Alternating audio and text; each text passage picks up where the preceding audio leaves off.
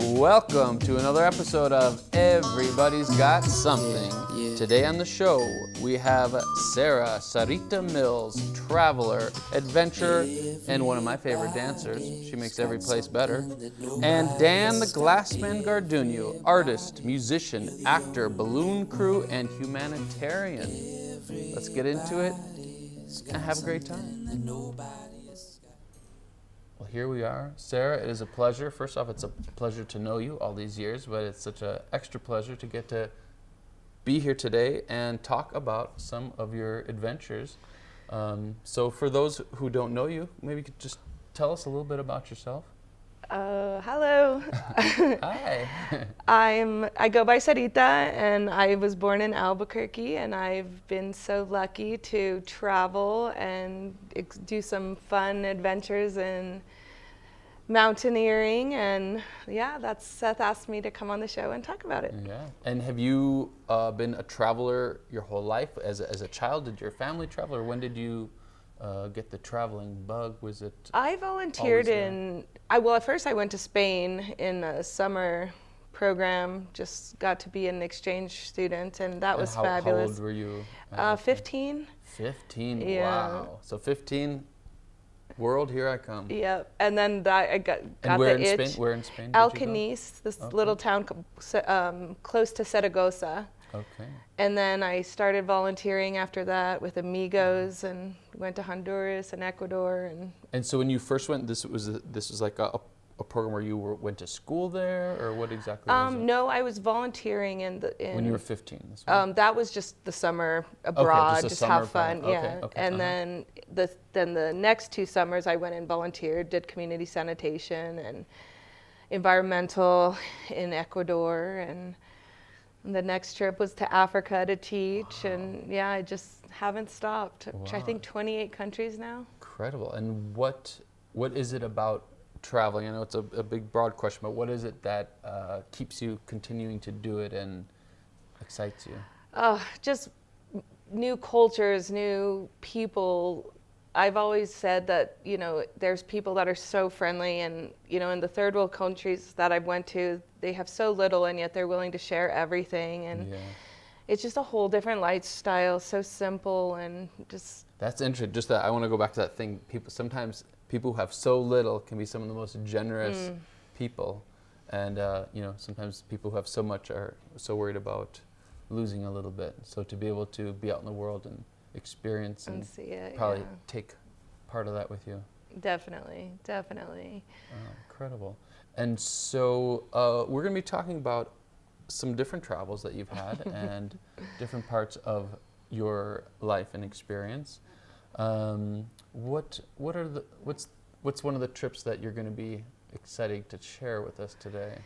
Well, this summer I went to Idaho, and I went with a friend of mine called Joel, and he had gone and done a bike riding trek with a company called Western Spirits. Okay, Western Spirits, and we may be able to show the website of that one in a bit. But so tell us about Western Spirits. And so it's a group there's all these different adventures you do. You pay for which one you want to, which one you want to go on, and then they carry all your stuff. So you just have to worry about biking and getting up the hills and down, and then they cook for you every day. And so Joel did this, and he loved it so much that he wanted to go back, and he invited a group of us, and we went back and did a 250-mile trek. And had you ever done something? I had never bike packed before, and I had to buy the saddlebags and all the bags. I think there's a picture with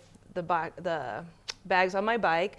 But we had to carry our stuff, food, tent, warmth, everything. And it was amazing. Our first day we started, and it was a 24-mile straight up. Oh my gosh. And it was a 2,500 foot incline. Ooh.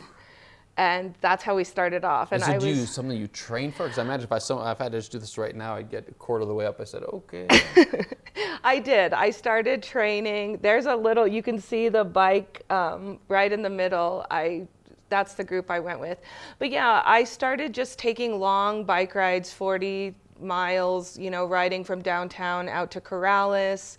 And we just started biking a lot, and I saw that I could do it. And I think the longest day was like 60 miles. And so we were in the Sawtooth National Forest, which is amazing. We got to Ketchum and got all set. There's my bike. You can see all the bags on it and the rivers behind it. We were along the Salmon, Snake, and Boise River, which was incredible. And I want to go back one day and do it from Ketchum to Boise, which will probably take about 3 weeks. But there's hot springs all along the way. And this trip ended with, it's called Hot Spring Alley, right close to Boise. It's the salt flats and then the Hot Spring Alley. And it was just incredible. It was just, the most beautiful rivers. And And so tell us a little bit about the experience. So you're riding, obviously, a good portion of it. And then I imagine there's some downtime when you get somewhere. What's kind of like a snapshot of what a full day looks like? Get up early. This group was very intense on getting up early, which I did not like, but get up early and get the ride done. I'm with the wrong group here. Get the ride done, and then every night we stopped at a hot spring. So then our hard work, that was definitely something Joel wanted to do, is stop at a hot spring, and it was amazing. Must be nice for the muscles and all that. Oh, very much so. Yeah, I was very scared starting because I was like, can I do straight up 24 miles? And that like you can't, halfway you can't just be like, okay, you would just have to turn around and go back. And so I was like, I can do this. And so we get to the top and we hang out and we have a little snack. And now the downhill part came, and I think. And I do understand you have a nickname. I do. I got the nickname No Brakes the first day because I've been mountain biking my whole life. I love it, and I love downhill. And this was different because I had a lot of weight on my bike, but. Right. Yeah. That must be a different feel when you're just riding your bike normally. You must be almost like double the weight or something. Yeah, absolutely. And so, I got up and I just started down the hill, and I actually got yelled at by one of them. They were like, you're supposed to wait when you get to another. You got yelled at? Well, because I guess when you're in a group, when you get to another road that you could turn on, you should wait there. But I kind of knew where we were going. We were getting to the bottom. So I just flew down, and when they caught up with me, they called me, they deemed me No Brakes. Okay. So. And all went well. Your brakes helped when you did need them, or whenever. Yeah, it went so well. It was amazing. It was an incredible experience. One I want to go back and That'd be funny if you're like applying for some job and they know your name is No Brakes. You're like, oh, you must work very hard. You don't take any breaks. You're like, that's not exactly how I got the nickname, but. No brakes on a bike. Wow, incredible. And so, for meals. I imagine snacks during the day, but it was like everyone has dinner together in the evening? We all had to carry our own stuff, so I took a ton of backpacking, just, the ones you add water to. Sure. And we had power bars and jerky and, just had to manage, eat what we did. And it was perfect. It was amazing. Wow, okay, incredible. And how was the weather? I mean, imagine that could. We went in July, so it was lovely. The river was still cold, but I swam every day, because then you have the hot springs to jump into. But crystal clear rivers and just beautiful. Wow. Is there any particular memories or parts of the trip that stand out, or little stories or adventures or just views? So when I got closer to the end, there was a hot spring that you had to cross the river. And at that point, I was actually on my own. And so I tried to cross the river because the waterfall was the source. So it was 120 degrees. Oh my so you couldn't touch the waterfall, but then people carved out. So the hot spring was the river water plus the source. So it was amazing. But I tried a couple times to cross it by myself, and I just got scared. So I kept saying, someone's going to show up. One person's going to come. And I scared. And you mean because you don't want to get taken away by the river? I had never crossed it before. So a local came, and I jumped off my bike, and I was like, I'm crossing with you. And I think I scared him, but he was so lovely. Where'd you come from? Yeah, he was like, what are you doing? And I was like, I just want to get there. And we had a wonderful day and talked, and he was blown away that I was at that part by myself. And he asked me if I had a gun, and I told him I didn't, and he could not understand that. Meaning because of like Just the wildlife or I guess everyone there has guns. Did you say, should I? I mean, like, what's about to happen here? Yeah, no, he did, and it was hilarious. So when we were leaving, we crossed back, and he was so lovely and said, "Do you want to have a true Idaho experience?" And I was like, "What are you talking about?" He asked me if I wanted to have a true Idaho experience. Oh, true Idaho experience. Okay. And I was shocked, and he asked me if I wanted to shoot his gun. Okay. And I was like, absolutely not. I just sat in I'm so chill. I'm like, I had no desire, and he just didn't understand that. So you did not shoot his gun. Have you ever shot a gun? Once, yeah. Or twice, actually. Okay. Well, it was nice of him to offer. Like, now I have a gun. Yeah. Wow, incredible. And so how long was this whole journey? I was gone for like 3 weeks. 3 weeks. Yeah. And I remember, I think I saw you just shortly before you were going to head out for that adventure. And I'm glad you made it back to tell the story, the adventure. Yeah, incredible. And so you had mentioned that you have had this, the travel bug, and have loved traveling for a while. And I think we might even have some pictures of some of your other adventures that we can check. Anything you want to set up? My first big one was Kilimanjaro. I did that. That's me at the summit. It took 5 days with a porter and a guide, and it was incredible. It was so difficult, but that's when I had done some backpacking treks here. And is this like 5 days? Like, meaning like camp, like in the snow, like like winter camping? Yeah, that's the glacier on top, and I think that is now non-existent. I think it's all melted at this point. I don't know. This was in 2009 that I went. But it was incredible, and it just tested you every day. But there was only snow the last couple days. But we had a full moon. You can see the moon up in the corner. We had a full moon the whole time. I never once had to use my headlamp, which was incredible. Wow. And now this is the Inca Trail. That was 5 days. Also, the Inca Trail to Machu Picchu, and that we went with a guide, but we were our own porters, so we carried our own weight, and that's at Machu Picchu. And that was incredible because during, in Kilimanjaro, they carried the weight for us. We just had little day backpacks. Yes. So this was definitely harder, needing to. And then we climbed Huayna Picchu, that mountain right behind me. We finished off with that.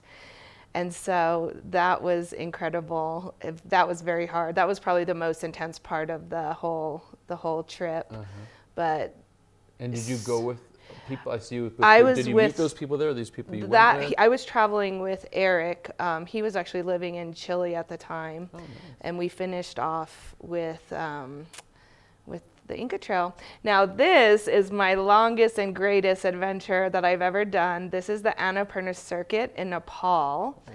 And I did this no porter, no guide. I went as a solo trekker. You had to. Were people saying like, Sarah, are you crazy? Yeah, I mean, people were insane. So this was at the base camp, and we're sitting inside, and there is snow, like flakes falling through. It was so cold. I have never been so cold in my life.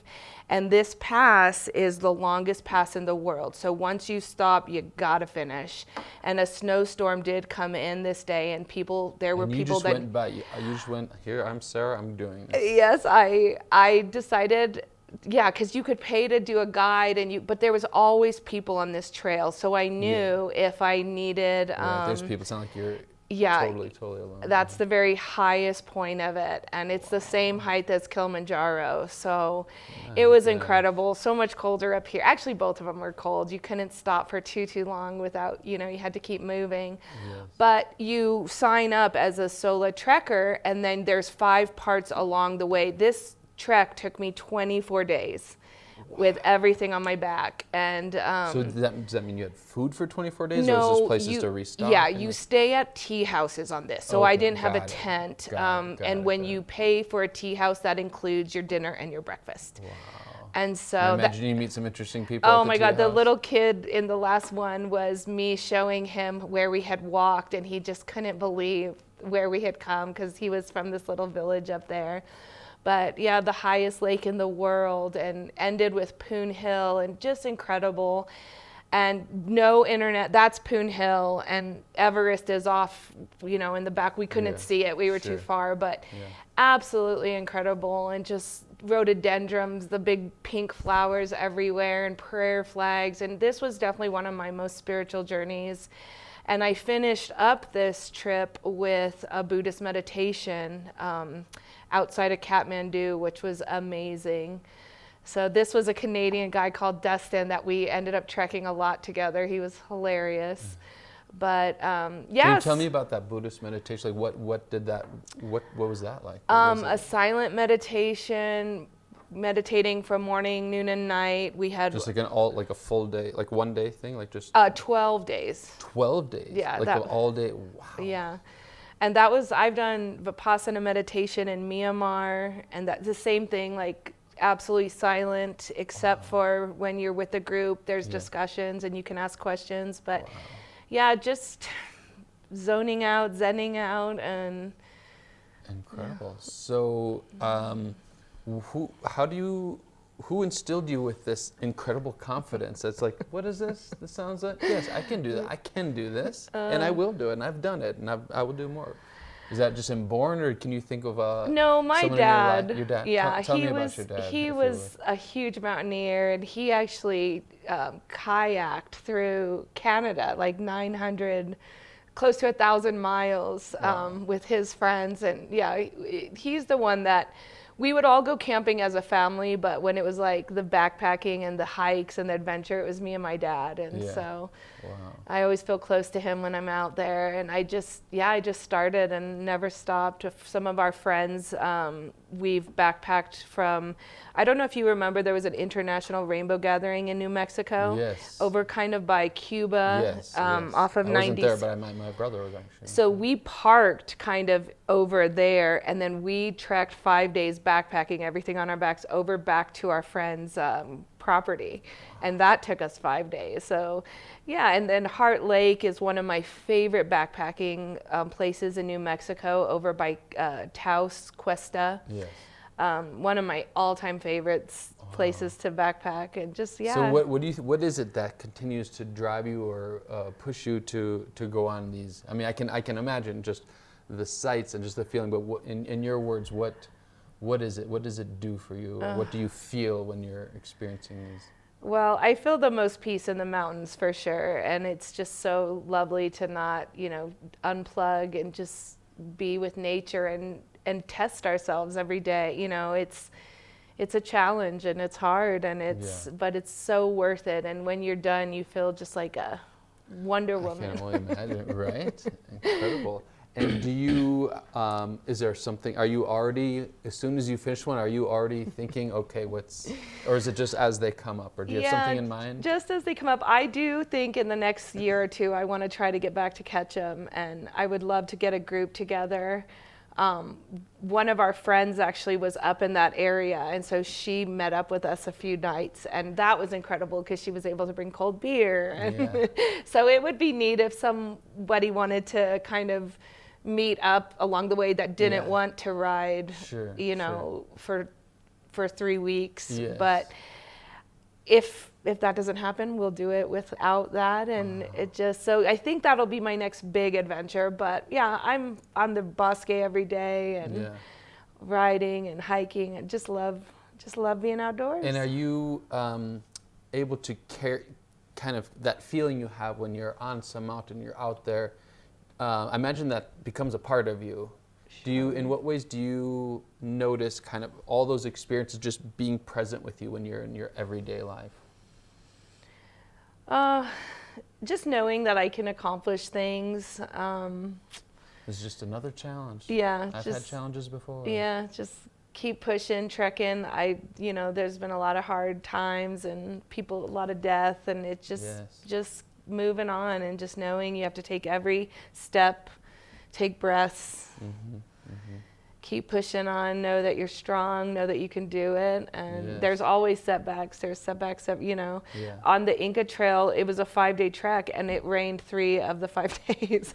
So by the end, I mean, everything we owned was soaking wet, and it was exhausting, but there was no other choice. Just keep going. And it probably, like, after some of these things, it's probably never felt so good to be in a nice dry hot bed bath. or have a nice hot bath. Right? Right. Absolutely. Incredible, incredible. And so another part of your life that probably many people know you is seeing you at many of the wonderful music events in our New Mexico. And you're definitely someone who I know whenever I see it, just the night just got better. I feel like you have that effect on people. Like, when you're at a show, and I think you make the band play better, as a musician, we always know when there's people dancing or just people who are really into it, and that's such a contagious feeling. I wonder if you could speak on the New Mexico music scene, or just your connection with that. I feel so lucky to be from here, and I've been dancing and hula hooping in this town for years and years, and it's such a great community, and it's so I feel that dancing is definitely a spiritual release for me. And I learned on an early age, I would go wanting to dance and no one was on the dance floor, and I would sit there waiting for someone to get up, and I'm like, I can't wait, I'm not gonna, it's too important to get up and dance and move and release. And it's always been my thing. I just love it. I feel like it's the best meditation. It's the best exercise. It's just incredible. Yes.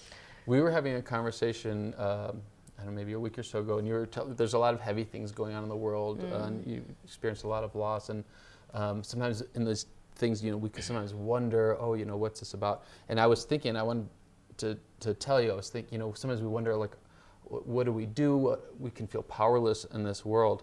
And you are someone who, your presence is such a positive force in my life. And I know so many people's lives, and just as you were saying, you're waiting for someone to go on the dance floor.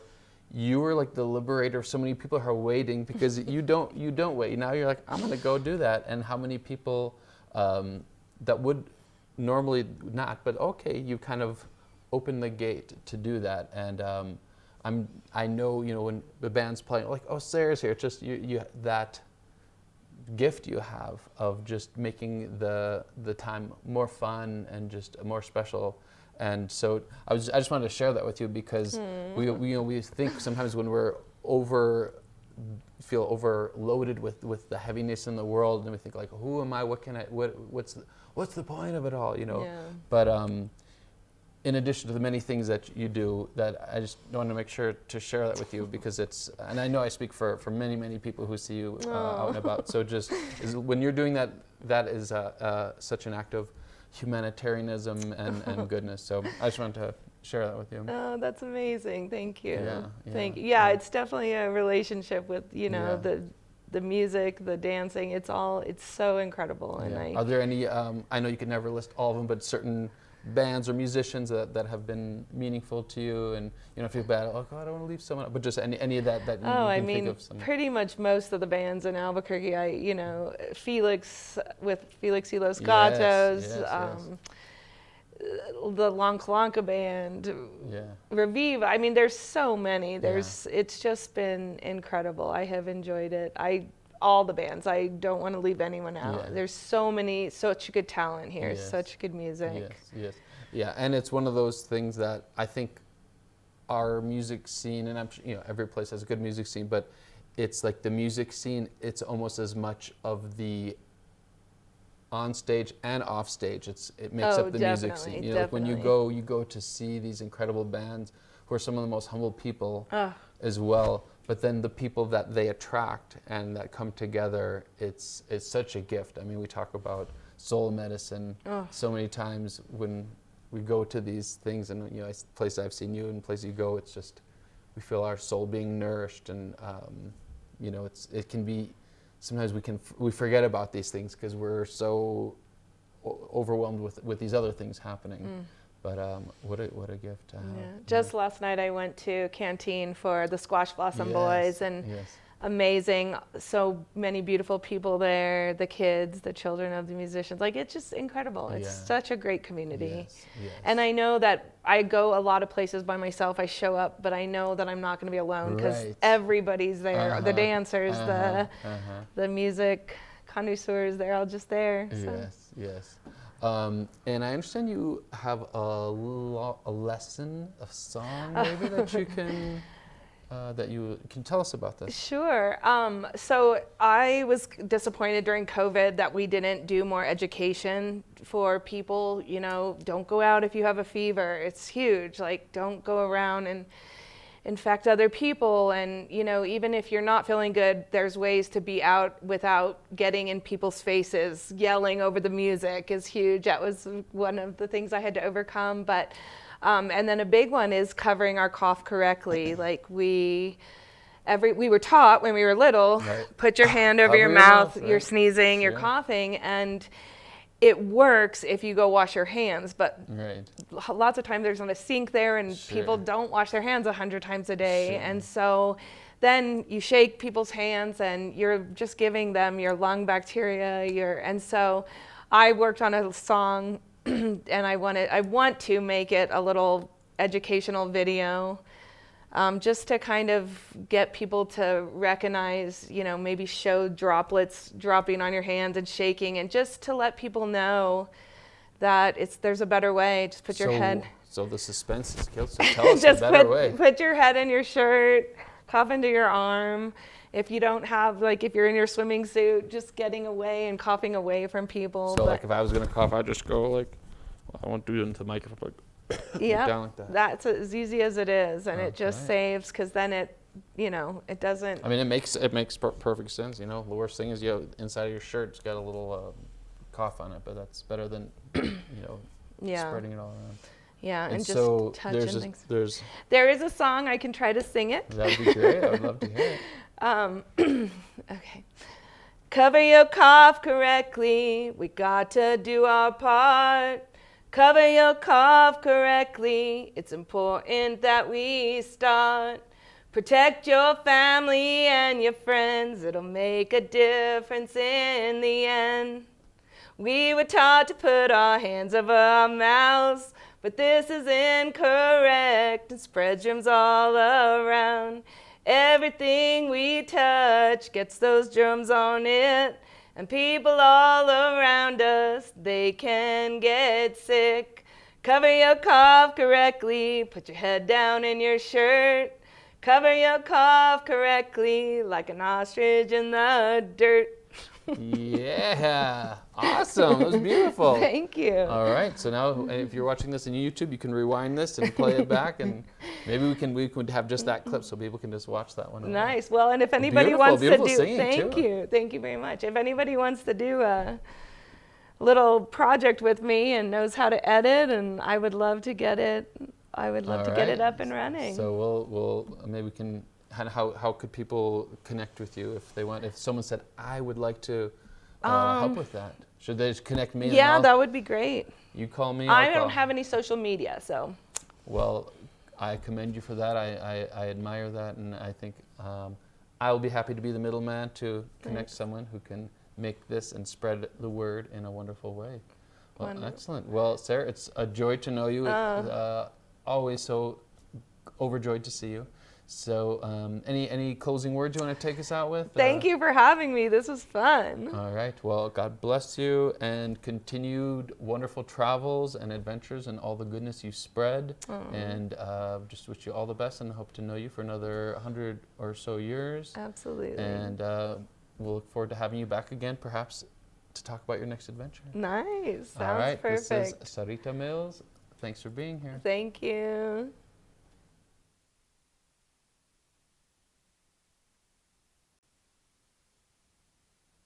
We are here with Dan, the Glassman. How you doing, brother? Garduño, a legend in this town. Pleasure to know you all these years. You. I guess I might be a legend. Yes, yes. And one of the most awesome things is spreads across so many different genres. You know, you are multi-talented, multifaceted, and I wear many hats. You wear many hats. Yes, yes. I brought this one on. Beautiful. Just as an honor tribute to the first show that we used to do back in on Channel 27 Public Access. Is that right? Okay. And it was called Hemp TV. So I just wanted to give a shout out to all our old crew. All right. And I know Mark from the studio. He knows a lot of these old ones. He may remember. So he probably knows Mike Trujillo. Maybe so. And all the crew. Yeah. So tell us, for those who don't know you, a little bit about the many incredible, creative, exciting things you do with your life. Okay, well, I'm known as Dan the Glassman because right out of high school I started blowing glass. And I was taught by Brian Bentley, who went out to Eugene, Oregon for a while. He was taught by an individual named Red, who was taught by Bob Snodgrass. And Bob Snodgrass is like legendary, like he is a legend when it comes to glass blowing. He was the one who learned how to fume the metals and the gold, the silver, into the glass in order to get it to do the color changing and things like that. So we're only like a few generations off of Snodgrass. Okay. So I'm known as the Glassman. I brought that name on to the stage because I started performing as a musician. So you were blowing glass before music, or were they happening at the... I started playing guitar in high school. Freshman year at Sandia High School, they had a class. I took like 4 years of that. And one of the biggest performances I did was at the high school like talent show, which was cool, standing ovation with like thousands of people there, which was awesome. Wow. And like that's what I was like, you're like, I'm hooked. I like this. I think I'd like to do more of this. We did a huge like montage of like songs that were popular back then. You know, I don't even remember, like Pearl Jam, maybe Creep was in there. And you played with a group? It was just me and this guy John Drager. So John, if you're listening, what's up? And it was just him and I on guitar, and and so I got, you know, a taste of that. Growing up, you know, I kind of had always had friends or people that I knew that were like kind of famous and stuff. Yeah. My sister, she was friends with a girl, Paula the Flea Wilson, who was like back in the 80s with the Gladiators. Was it? Yeah, and they were the roller derby. Okay. Back in the 80s. And so that was like the first time I got on camera when I was like in the audience. I remember watching in the 80s on cable TV watching those roller derby. Yeah, they had the T-Birds, the Thunderbirds, and the was it like the Warriors? And I don't know. It was like a bunch of different.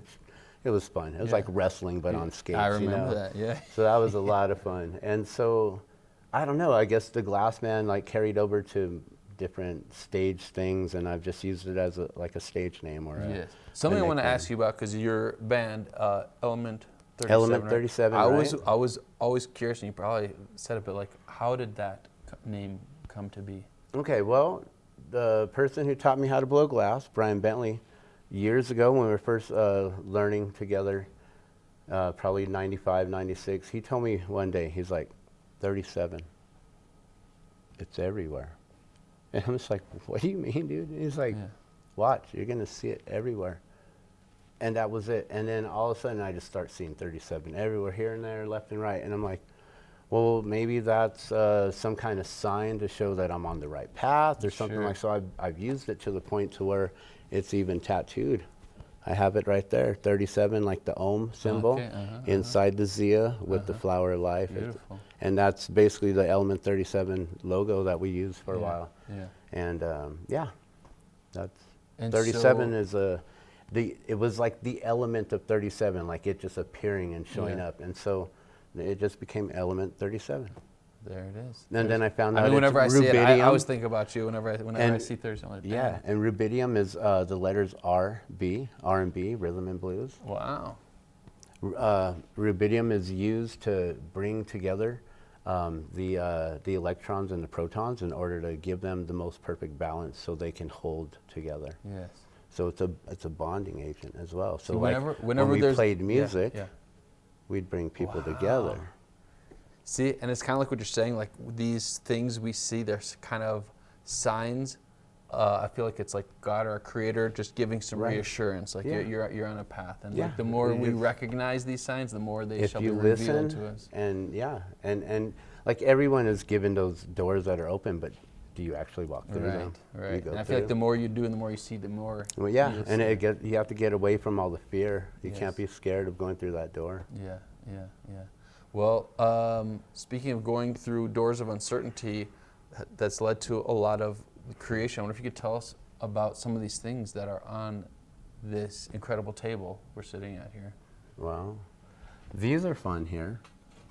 A lot of people kind of remember the movie Inception, right? And things like that. This was just something I made years ago as a fun toy to give to my child when my firstborn was 3 years old. And how do you get them so perfectly round? If you don't mind me asking? So I they have spin this so elf nicely. that comes in the middle of the Oh, night yeah? and just makes some, no. It takes you have to, I start with this glass here. And so this is 16 millimeter. Most people know the brand name Pyrex. It's a borosilicate glass. It's boron and silica mixed with a bunch of different elements. It's a most heat temperate glass. We get sticks of colored glass as well. And I use a tabletop torch, melt it in the flame, constantly spinning glass. It should be called spinning glass instead of blowing glass because we're constantly just spinning. And so for these tops, I have to smash it down when it's molten, get it perfectly round. Okay. I have to add the colored dot directly in the center, perfectly there. So it's got to be directly in the center there, right. as you can see. And then when I melt it, I pull it like a sari shape, like the pieces from the Sari game board. Oh, right. And that's what it reminds me of, right? Right. That's all it looks like, and with a little dot on the bottom. The centrifugal force of the dot on top, and this outside rim allows it to spin perfectly. And if it's off just a little bit, you will see it wobble. So those are hard to do. But I've been doing glass for 30 years now. Some of the first items I did were the mushrooms here. Yeah, sure. So these are known as the original $5 mushrooms. I've been doing those since '95. I've kept them at $5. Even with inflation, with all the tariffs and everything, these are always going to be $5, guys. Always, until the day I'm no longer here. And then someone can take over and sell them for 7, 10. And so that was some of the first items I learned how to make. I do a lot of giveaways and hiding things around town wherever I'm vending, any events that I go to, concerts, things like that. I'll just hide one in a tree, put them in a bush, wherever. So cool. Take a picture. If you find it, it's yours. I don't care if anyone even gets a hold of me and say, hey, I found it, whatever. It's just fun. Should I pick these ones up? Yeah, sure. And these are beautiful. Some of my more expensive ones, they're only $20. I found someone in Canada making these. And on the other side over here. Do you want me to spin these ones right here. And so the Amanita mushrooms, I don't know anyone else in the U.S. who's making them. I found someone in Canada making them for $60 Canadian. These I'm remind me selling of them for $20.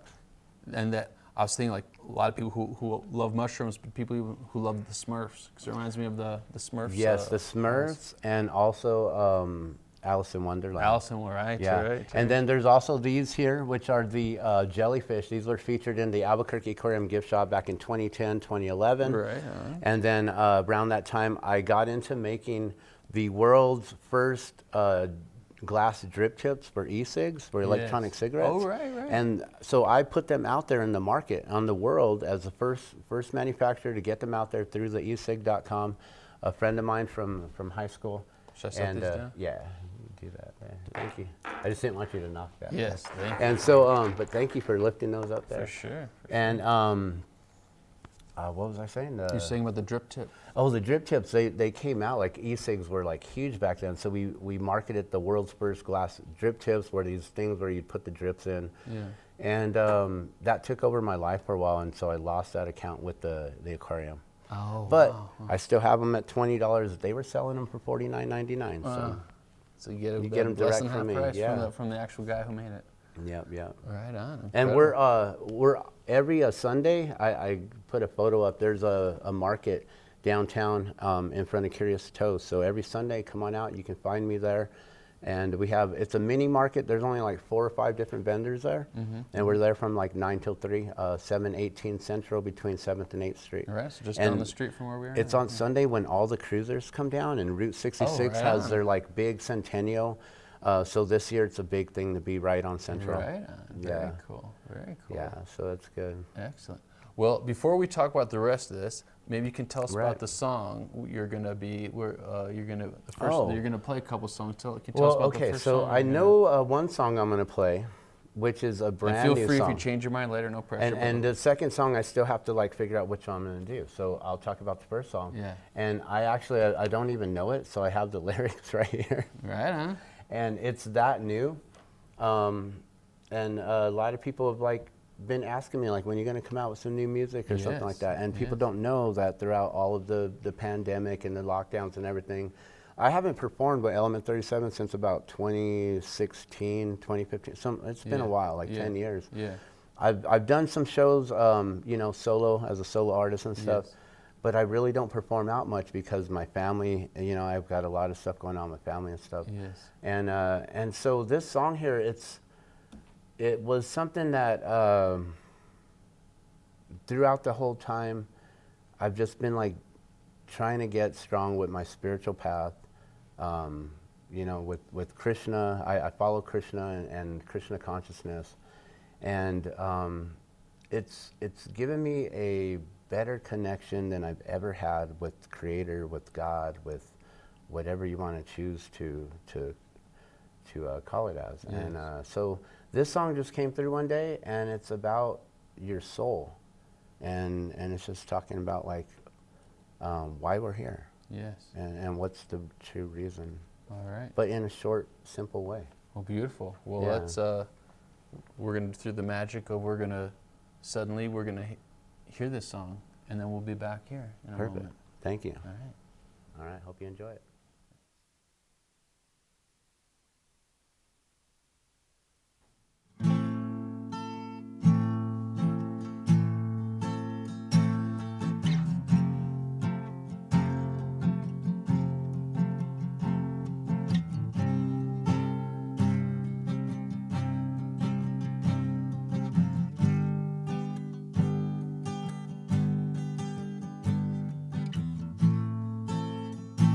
Why are you here for if you're not serving the Lord? Wasting time, wasting air, just a knock at the devil's door. Oh, so why are you really here for if you're not serving God anymore? And your brothers and your sisters, just to serve yourself and the devil some more. Oh, you're so lost, and your soul's lost. Oh, your soul. Your soul, eternal soul, it's your soul, all for your soul.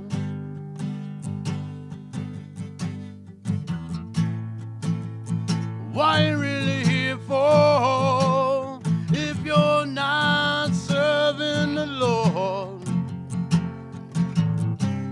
Wasting time, wasting air, just to knock at the devil's door.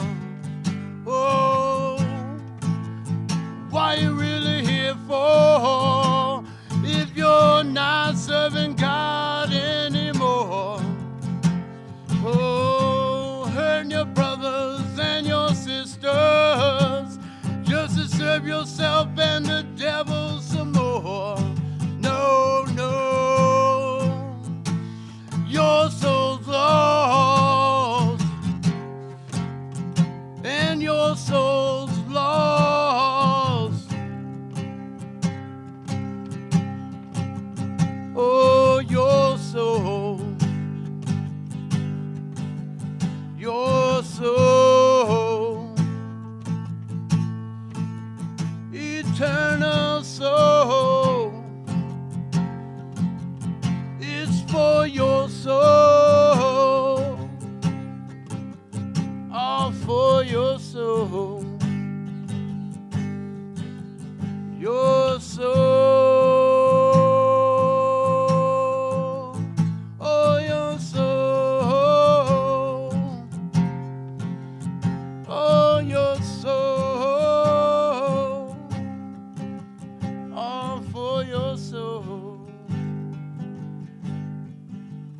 your soul.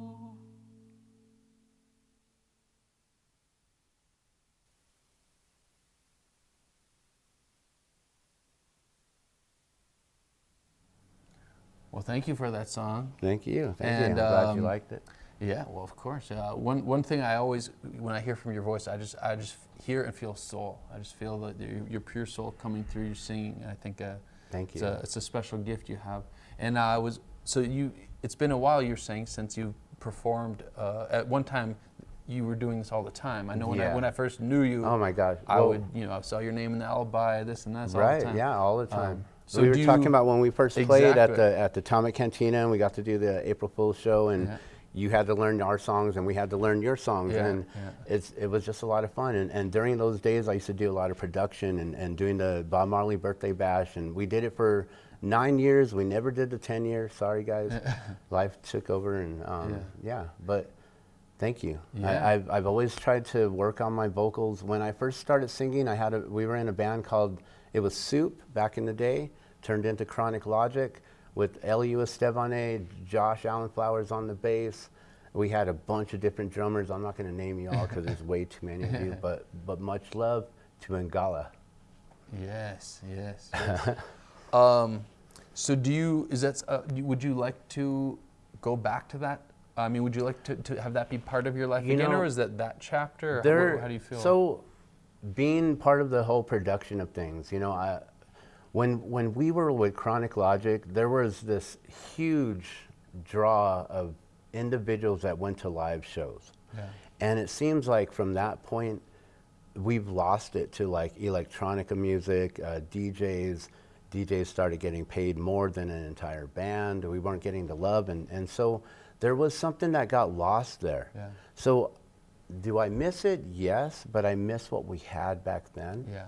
And nowadays, like if I go out and I perform, I know I'm performing for the same crowd, the same people, probably having the same conversations, drinking the same things. Sometimes a football game on behind your head. I don't even watch football either. Like I'm not into those kind of things. Yeah. And so for me, I miss the love that I would get being on stage. I miss performing. I'm a performer. Like, I love doing that. Yeah. I've done movies, acting, things like that. I'm a performer. It's just part of my blood.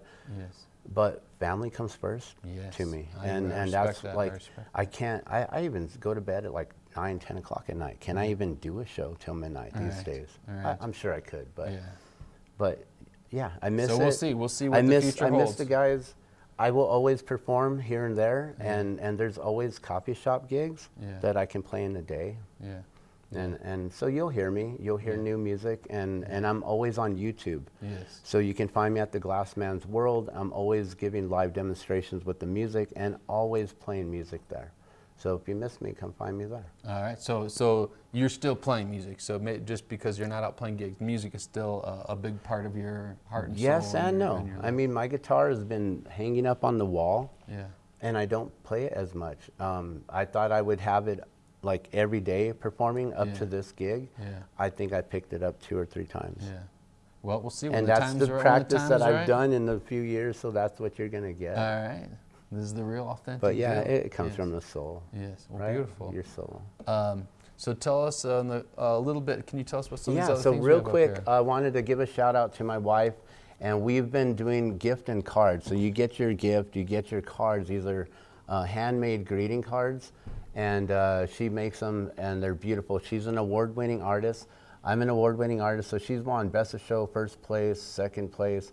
I won Best of Show and first place for this, the original 13 balloons from 1972. Wow. Which it was made during the 50th anniversary. It's been on different news channels and on the actual Balloon Fiesta live show. It was an honor to have that there. I won a race with marbles. We had to make actual marbles. And I knew it was going to be at a bowling alley, so look at that. I made a little bowling ball. I don't know if you guys can see that or not. It's a little bowling ball.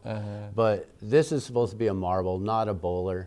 And I won second place on a bowling or on a marble race. Right. This year I won second place last year, at the state fair. And this is Phil and Phyllis saying farewell to Expo New Mexico, because we don't know if Expo is going to be there or if the fair is going to be with Expo anymore, because they're going to, with the redevelopments and things like that. So those have been some big things. One thing I do need to talk about is the drop of water. It's one of the biggest things that's come about with glass. And with all the different things that I can make, this here is just a simple piece of glass, and it's the most important piece of glass that I've ever made. It represents water, water's life, mini wachoni. I started making these during Standing Rock, and it was just a message from Creator that told me to make something that represents water that I can keep making over and over and over again. I had no idea why at the time. Started making them to help out an individual at the time with a benefit. And they were going to send money and funds to Standing Rock. And I went there. I was there. And have you been gifted? Huh?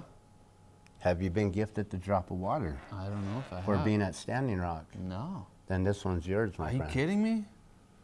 So normally what I do is I honor you as a water protector for thanking you for going to Standing Rock, for doing what you did, for putting your life on the line, and whatever you were able to do to bring the message that water is one of the most sacred things on this planet.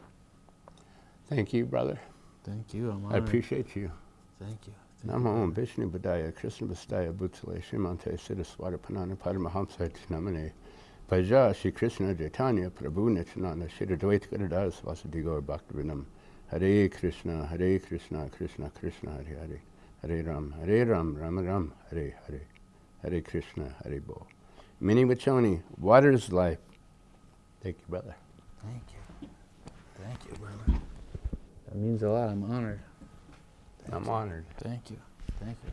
This gentleman right here, Orlando Cruz, I met him, I was invited by Acoma Pueblo to be part of the Buffalo Dance in 2017 Gathering Nations Powwow. This coming year will be the final dance at the powwow. It was the only time I ever, the first time I ever went to a powwow. I was invited there. I gifted out water drops to some of them from Acoma, and also I believe Santo Domingo, and there was another Pueblo all brought together. 3 of them were brought together as the Pueblo Enchantment Dancers. All 19 Pueblos brought together for the first time in 400 years to dance a Buffalo dance, to honor Standing Rock, to honor you guys as water protectors, to honor the Buffalo, and to honor what was going on at that time. So this is a huge thing here. Incredible. So, yeah.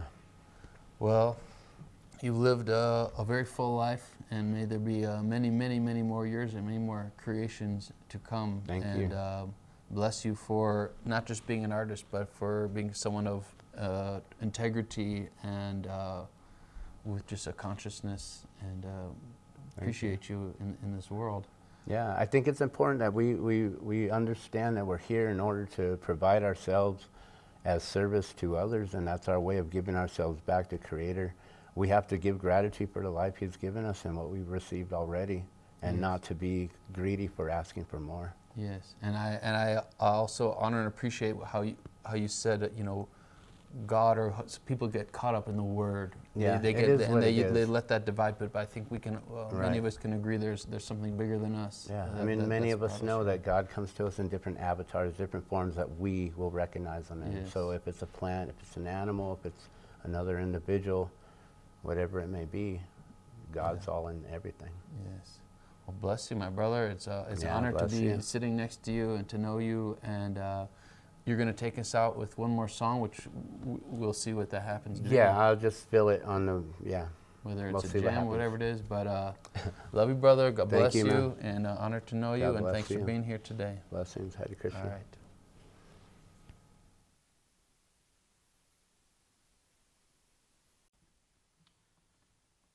All right, this song here, it's called Dark Days. It was first written by Fat Freddy's Drop from New Zealand, and it was one of those songs that just was really inspirational to me. So this is my version of it, a little Element 37 love to it here.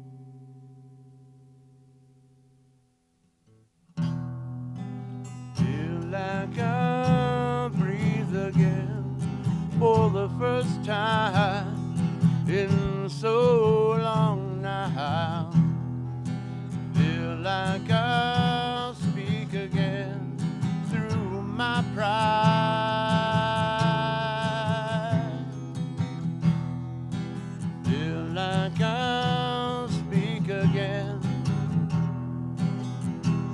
from my heart. Feel like I can be a friend for the first time, for the first time in so long, for so long, for so long, for so long, for so long, for so long, for so long. Oh,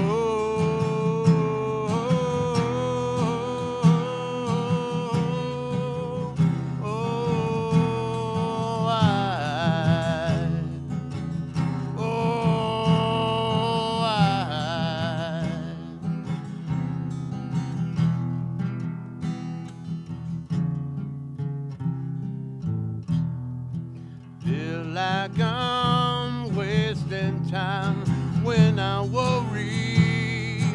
Yesterday won't change. Starting to free myself from the shadow